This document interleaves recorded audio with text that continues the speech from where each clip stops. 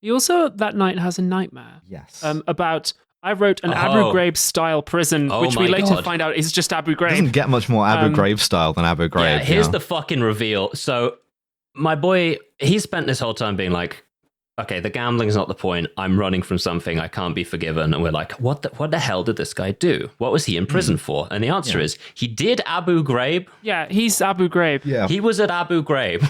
He was one of the guys in the photos. Should we tell younger listeners what Abu Ghraib was who may not know? Oh, Jesus, I forget. People were like... Fortunately, the movie itself does as well. So, all right, so in 2003, based on a series of lies, the United States invaded and occupied Iraq, deposed the dictator Saddam Hussein, and then fought like a series of insurgencies, which broke out into a kind of like civil war while the Americans were occupying it. The Americans had, as in Afghanistan, a number of places which they took detainees, both like officially and secretly, and many of those detainees were tortured. And the enlisted American military police who tortured them, when it was them doing the torturing and not the CIA, etc., took a bunch of photos of what they were doing because they thought it was fun and they thought it was funny. Sexual abuse, rape, psychological abuse. Absolutely. Things of this and nature. the worst things that you can imagine doing to another person. Some of these military police were prosecuted and convicted of war crimes and went to American military prison like this, right? Yes. I'll have some more thoughts about that later, but that's the Cliff's Notes. I think this dream sequence is one of the best dream sequences I've ever seen. Yeah. It's shot in a kind of like double reverse fisheye lens. Yes. Yes. And we're moving down the corridor of the prison, and it's not meant to be one scene that he's remembering coherently. There are obviously lots of different people and different memories. Like, so there's like people standing in the corridor just like yelling into nothingness, talking to no one. There's like fragments of scenes. It's almost like you're going through some sort of immersive theater event, but it's like hell. The whole time that this really like loud new metal, I think it might even be Korn, is like blasting in like both ears as well. Yeah, this is that's one of the things that they did is they played really, really loud metal music to Matchbox prisoners. 20, bizarrely. All the lights are on. They're playing metal extremely loud because they were also like sleep depriving these prisoners. That was the point of a lot of this. Yeah. So anyway, he calls Kirk, which is this kid's name. Kirk with the C. I do an classic American white boy name.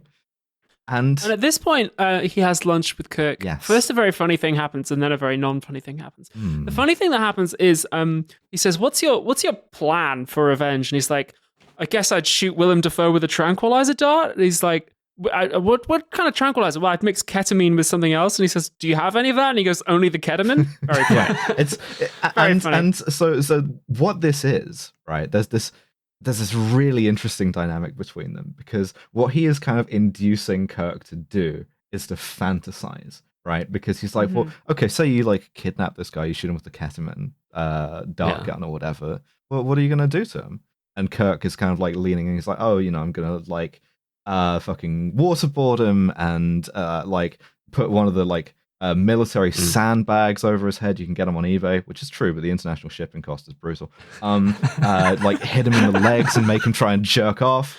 And it's all sexual fantasy, right? Like, I want to be absolutely clear about this. This movie takes the position that like torture is a kink, right? It is it is a highly sexualized activity, whether you admit it or not. And this is something which Kirk has kind of seen by proxy and wants into.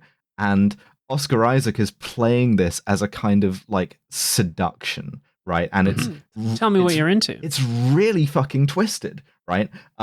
Because he kind of lures him in like this, and then he switches on him, and because he says, "Do you want to hear about it? Would that interest you?" Like it's flirtation. And once he like has him invested, then you see him get animated for the first time in the movie so far. He delivers a monologue which, listeners, if you go to an amateur acting class in your city, you will see about 3 or 4 men do this, do this specific monologue, as well as The Dark Knight.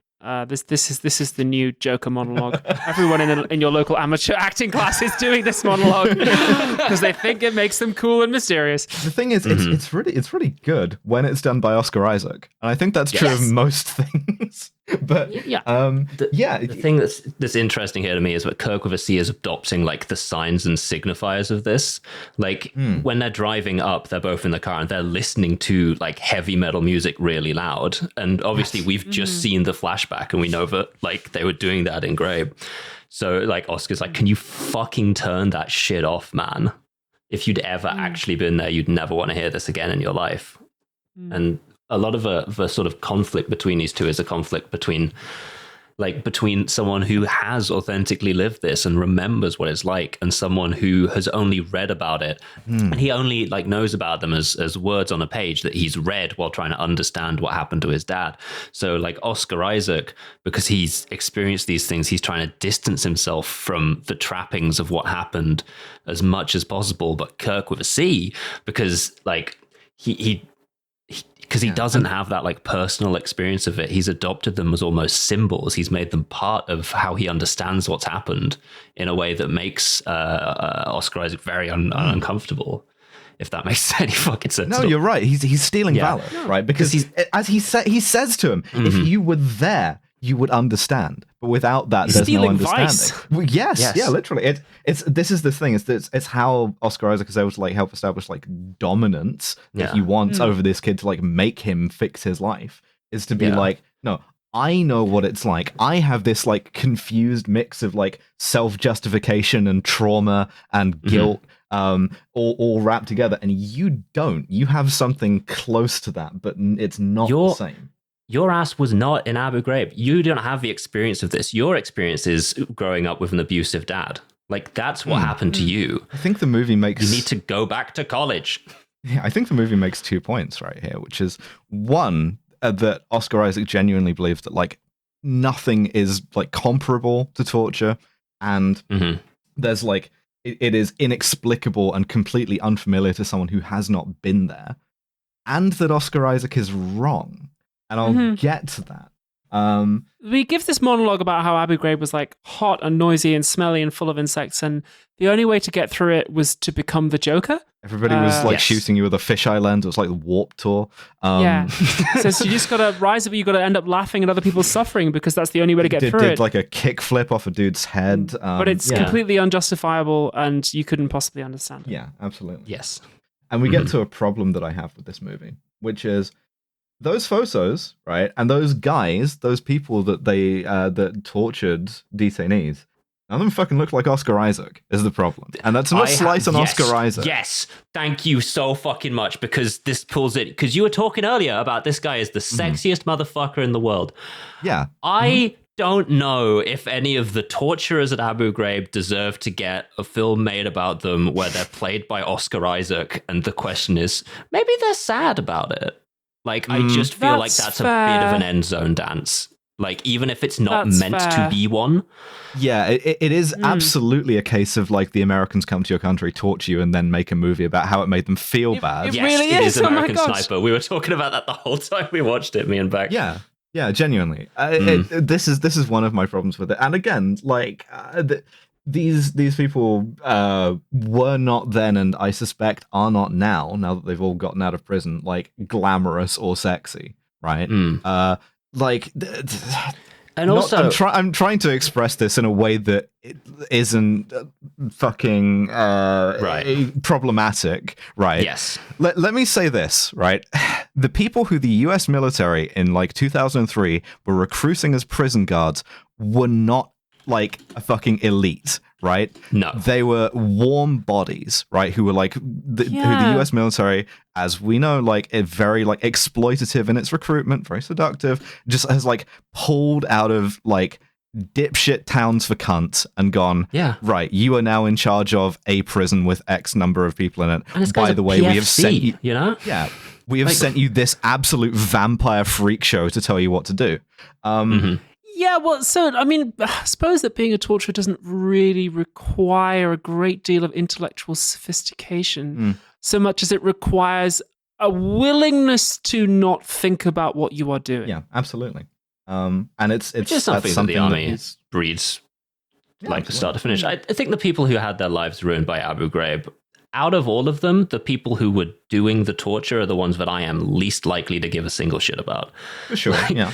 The guys in the photos, like the guy wearing the fucking hood in the photo is still alive. And like he's been interviewed many times and he can't sleep. Like, oh yeah. And no one is making a movie where they're like, what if this guy was unbelievably sexy? Do you know what would have been cool? Is if instead of Kirk being the son of one of the torturers, if Kirk had been a former prisoner. But so that would have been cool. There was sentiment about society.